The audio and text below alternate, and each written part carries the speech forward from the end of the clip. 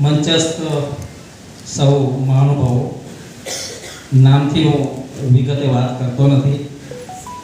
મારું નામ નવીનભાઈ રામસિંહભાઈ ચૌધરી, માતા પિતાએ આપેલું, અને જીબીની રીતે એનઆર ચૌધરી.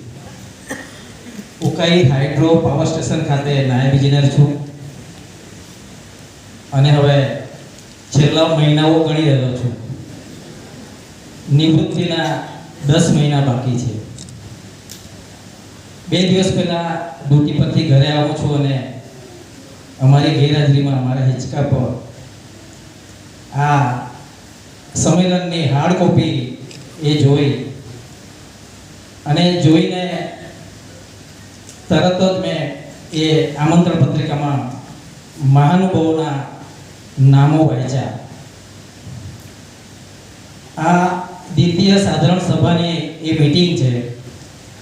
હું અહીં સૌ પ્રથમવાર ઉપસ્થિત છું, પણ એ પત્રિકામાં જે નામાવલીઓ હતી એ નામાવલીઓ જોઈને મને અંદરથી એવું લાગ્યું, અને હાર્ડ કોપીથી આમંત્રણ હતું એટલે પણ, કે આ સંમેલનમાં મારે જવું જોઈએ. અને જો તક મળે તો 2 વાત પણ મારે મૂકવી છે.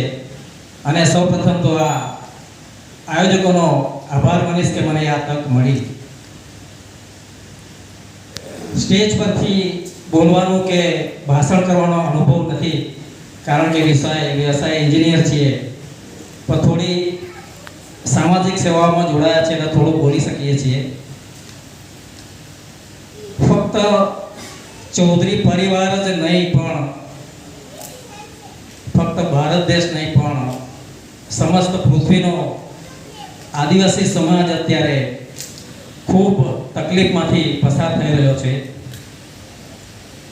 ડૉક્ટર બાબા સાહેબ આંબેડકરે જ્યારે એવું કહ્યું તો કદાચ ચાલી ગયું હોત કે શિક્ષિત બનો, પણ એ બોલ્યા પછી પણ એણે કહેવું પડ્યું કે સંગઠિત બનો.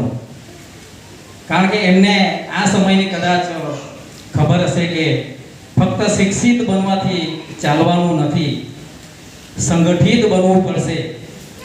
ત્યાંથી પણ એ લોકો બાબા સાહેબ આંબેડકર અટક્યા નથી અને કહ્યું કે સંઘર્ષ કરો, શિક્ષિત બનો, સંગઠિત બનો અને સંઘર્ષ કરો.